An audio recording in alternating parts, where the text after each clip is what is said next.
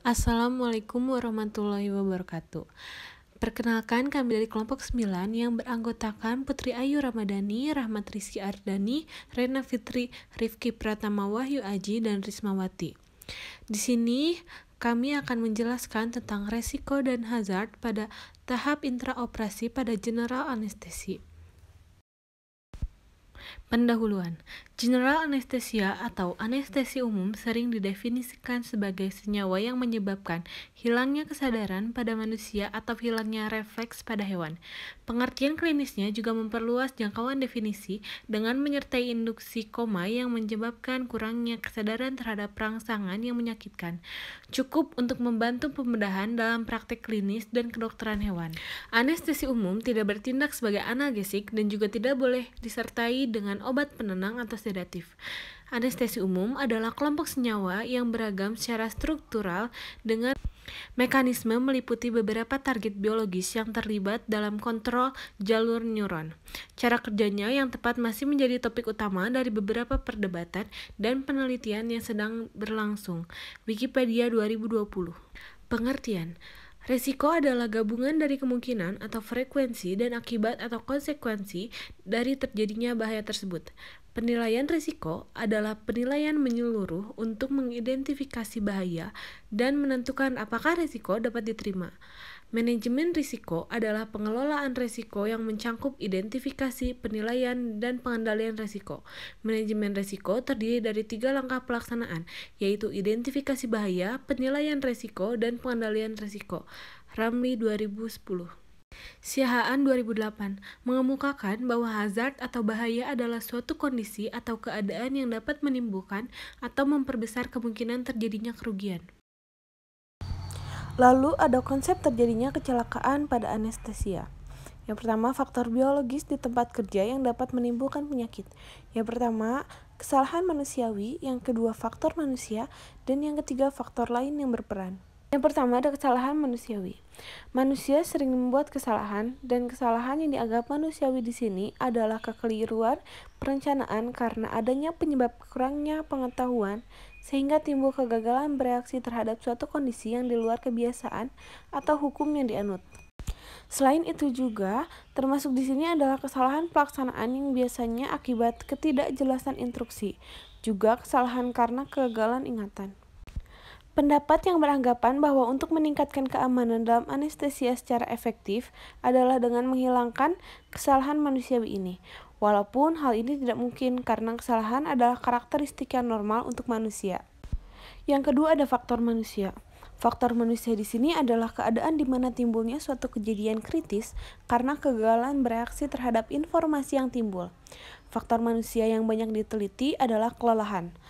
Dikatakan bahwa tidak ada seorang anestesiolog yang dapat diwajibkan melakukan suatu rutinitas yang panjang keesokan harinya bila sepanjang malam sebelumnya ia terjaga atau bertugas.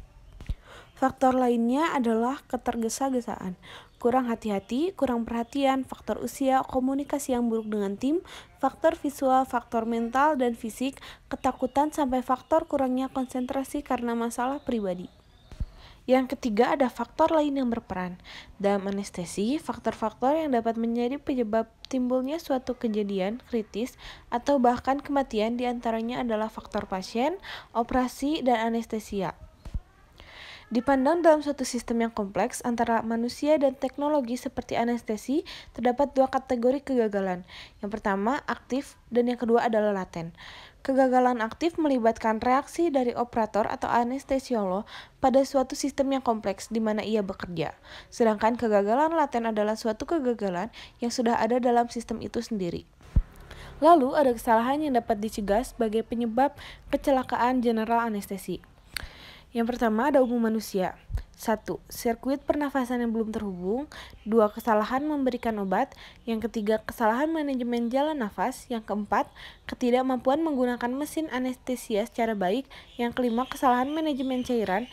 Dan yang keenam, fasilitas intravena yang belum tersedia. Lalu yang kedua ada malfungsi umum peralatan. 1. Sirkuit pernafasan. 2. Peralatan pemantau. 3. Ventilator. 4. Mesin anestesia. 5. Laringoskop. Lalu ada bahaya yang dapat terjadi pada pasien. 1. Cedera jalan nafas, 2. Cedera perifer, 3. Cedera mata, 4. Henti kardiopulmoner, 5. Henti jantung, dan 6. Gangguan pendengaran. Lalu ada bahaya yang berhubungan dengan pekerjaan dalam anestesiologi. Yang pertama, paparan kronis gas anestesia, 2. Penyakit infeksi, 3. Penyalahgunaan zat kimia, dan yang keempat, terpapar radiasi. Penjelasan. 1. Paparan kronis gas anestesia. Pernyataan bahwa ahli anestesi menghabiskan lebih banyak waktu di ruang operasi dibandingkan kelompok dokter lainnya. Hal ini menyebabkan tingginya paparan resiko terhadap lingkungan ruang operasi, seperti efek jangka panjang potensi gas anestesi. Untungnya, tidak ada bukti yang jelas bahwa paparan terhadap agen anestesi menyebabkan bahaya kesehatan bagi personil kamar operasi. 2. Penyakit infeksi. Sebagai pekerja rumah sakit, seorang ahli anestesi juga mudah terpapar oleh berbagai penyakit infeksi yang terdapat di lingkungan rumah sakit, antara lain infeksi saluran nafas dengan penyebab virus, rubella, TBC, HIV/AIDS, hepatitis B, dan hepatitis C. Yang ketiga, ada penyalahgunaan zat kimia. Anestesiologi adalah spesialisasi dengan resiko tinggi untuk kecanduan Alasan untuk hal ini mencakup stres praktek anestesi, ketersediaan mudah obat dengan potensi kecanduan, dan rasa ingin tahu terangsang oleh euforia pasien setelah menerima opioid dan obat penenang. Kemungkinan penyalahgunaan zat meningkat seiring dengan bertambahnya masalah pribadi dalam kehidupan, misalnya masalah perkawinan, kesulitan keuangan, dan riwayat keluarga, alkoholisme, atau kecanduan narkoba. Yang keempat ada terpapar radiasi. Penggunaan intraoperatif peralatan pencitraan, misalnya fluoroskopi, dan ditambah kehadiran prosedur radiologi, misalnya radiologi intervensi, memberikan paparan yang tinggi dari radiasi pengion pada seorang anestesiologis. Dua metode yang paling penting untuk meminimalkan paparan adalah dengan menggunakan pelindung yang tepat dan memaksimalkan jarak dari sumber radiasi. Menggunakan apron atau celemek dengan perisai tiroid adalah perlindungan wajib bagi semua karyawan yang bekerja di lingkungan pencitraan. Hukum kuadrat terbalik menyatakan bahwa jumlah radiasi berubah berbanding terbalik dengan kuadrat jarak. Sehingga paparan pada 4 meter menjadi 1/16 pada jarak 1 meter. Maksimum yang disarankan paparan seluruh tubuh terhadap radiasi adalah 5 rem per tahun. Kesimpulan, anestesi adalah suatu sistem yang kompleks berpusat pada interaksi antara manusia, anestesiolog, pasien, mesin anestesi, alat pemantau, dan lingkungan, ahli bedah, perawat ruang operasi, dan kebijaksanaan rumah sakit. Selain itu, anestesia juga merupakan suatu sistem yang dinamis, terdiri dari komponen struktural, peralatan dan personil, komponen prosedural, anestesia dan operasi, serta komponen hasil atau keluaran, yaitu apa yang diharapkan. Hasil yang didapat bergantung dari interaksi tiap komponen, faktor aktif, dan keadaan dalam sistem itu sendiri atau faktor laten.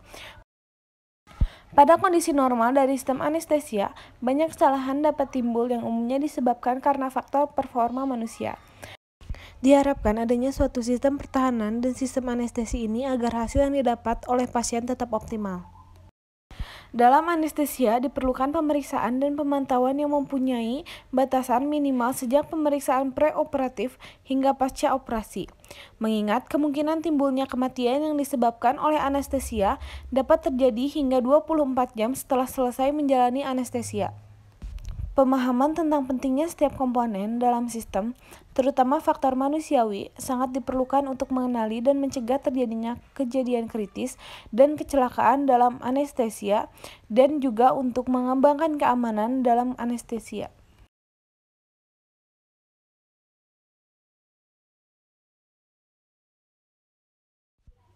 Cukup sekian dari kelompok kami. Mohon maaf apabila banyak kesalahan.